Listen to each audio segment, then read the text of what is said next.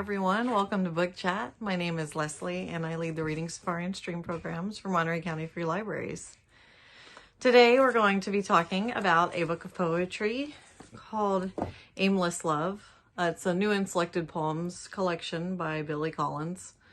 Now this, at this point, is not new and selected poems, or it's not new poems anyways, because this was published in 2013, which kind of blows my mind that it's been so long, as I got this book when it was brand new. So Billy Collins is a poet who was our poet laureate for a while. His poetry is very fun, and one of the main things that I love about it is the very unexpected direction that it goes into, Often his poems are just kind of, they start somewhere and then they kind of meander along and end up somewhere totally different, which I love. He finds a lot of just really little things that he fixates on, and these things kind of create a life of their own.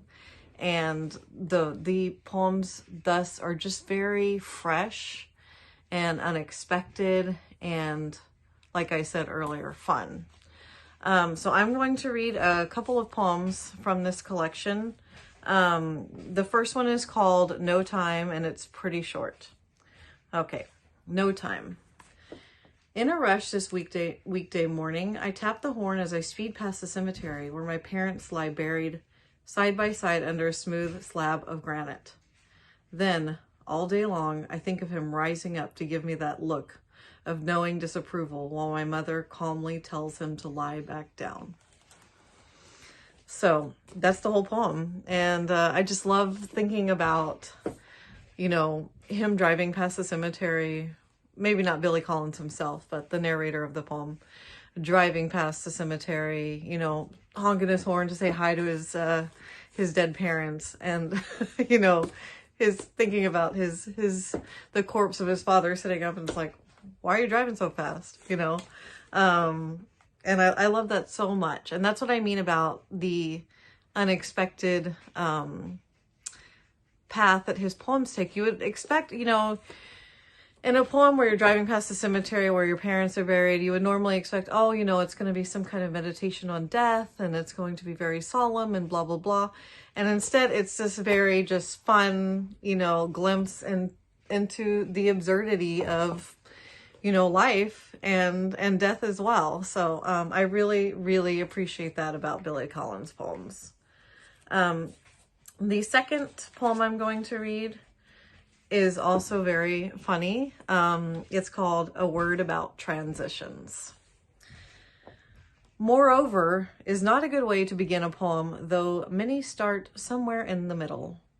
Secondly should not be placed at the opening of your second stanza. Furthermore, should be regarded as a word to avoid. Aforementioned is rarely found in poems at all, and for good reason. Most steer clear of notwithstanding, and the same goes for nevertheless, however, as a consequence, in any event, subsequently, and as we have seen in the previous chapters. Finally's appearance at the top of the final stanza is not going to help. All of which suggests another no-no. That poems don't need to tell us where we are or what is soon to come. For example, the white bowl of lemons on a table by a window is fine all by itself. And in conclusion, so are 7 elephants standing in the rain. So I'm going to show this one to you. It might be hard to pick up just by the way I was reading it, but as you can see, that these words like moreover, secondly, furthermore, what is this? Is that? Oh, aforementioned. Sorry, it's backwards.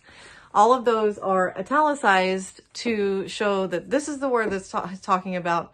You should not use this word in a poem, and yet here he is using the word in a poem.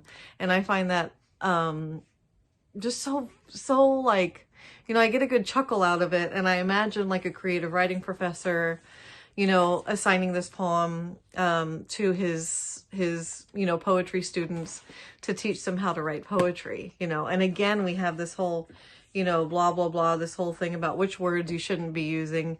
And then at the end, you have the white bowl of lemons and the 7 elephants standing in the rain. And I just love that. It's just so Billy Collins to be, you know, here we are, you know, talking about this whole, you know, you don't need these certain words to write poetry. You just need these images. And then he gives you the images at the end. I just love that. I find it exceedingly clever.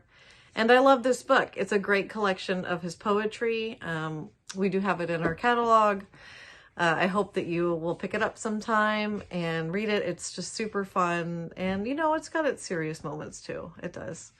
But it is a very fun book. And Billy Collins he's a great, great poet. Highly recommend.